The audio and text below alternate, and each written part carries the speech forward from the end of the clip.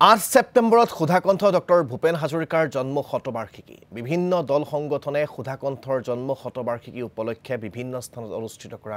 কৰিছে বিভিন্ন অনুষ্ঠানৰ জালুকবাৰী ডক্টৰ ভূপেন হাজৰিকা সমন্বয় তীৰ্থৰ পৰাও এই উপলক্ষে উলিওৱা হৈছে সাইকেল ৰেলী ভূপেন হাজৰিকা সাংস্কৃতিক ন্যাস আৰু মাৰুৱাৰী যুৱ মঞ্চৰ উদ্যোগত উলিওৱা হয় এই সাইকেল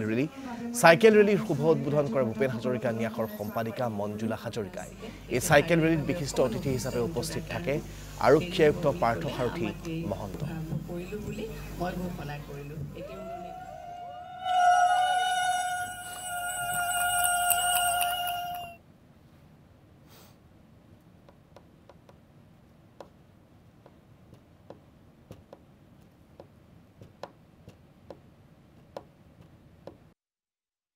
আমি ভূপেন হাজৰিকা সাংস্কৃতিক ন্যাস আৰু প্ৰাদেশিক মাৰুৱাৰী যুৱ মঞ্চই যুটীয়াভাৱে এই ৰেলী আৰম্ভ কৰিলোঁ অলপ আগতে কাৰণ ভূপেনদাৰ প্ৰতীক আছিল চাইকেল যেতিয়া ভূপেনদা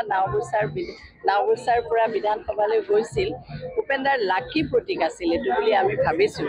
আৰু ভূপেনদাই চাইকেল মাৰি মাৰি ভোট বিচাৰি গৈছিল গতিকে আজি সেই প্ৰতীকেৰে আমি চাইকেল ৰেলীৰে ভূপেনদাৰ শতবাৰ্ষিকীৰ আৰম্ভ কৰিলোঁ এতিয়া ক্ৰীড়াক লৈ যেতিয়া ভূপেন হাজৰিকাই গাইছিলে যে লিখিছিলে নিজে এই পৃথিৱী এক ক্ৰীড়াংগন ক্ৰীড়া হ'ল শান্তি প্ৰাংগন এয়া কেৱল খেল নহয় ইয়াত লুকাই আছে এক ডাঙৰ দৰ্শন গতিকে ইমান সৰল ভাষাৰে আমি উপলব্ধি নকৰাকৈ অন্তৰ পৰশা সুৰেৰে যেতিয়া ভূপেনদাই ইমান ডাঙৰ ডাঙৰ কথা সৰু সৰু মানুহে বুজি পোৱাকৈ উপলব্ধি কৰাকৈ কৈ যায় সেয়াই শিল্পীৰ মহানতা শিল্পীৰ সফলতা আৰু সেয়াই শিল্পীৰ সাৰ্থকতা আজি ভূপেন হাজৰিকাৰ আমি জন্ম শতবাৰ্ষিকীৰ এই অনুষ্ঠানৰ আজি সকলোৱে চাইকেল চলালে আমি সকলোৱে আহি ইয়াত অংশগ্ৰহণ কৰিলোঁ আৰু ভগৱানৰ ওচৰত প্ৰাৰ্থনা জনাইছোঁ ভূপেনৰ য'তে আছে সুখেৰে থাকক শান্তিৰে থাকক আৰু আমাক সকলোকে আশীৰ্বাদ দিয়ক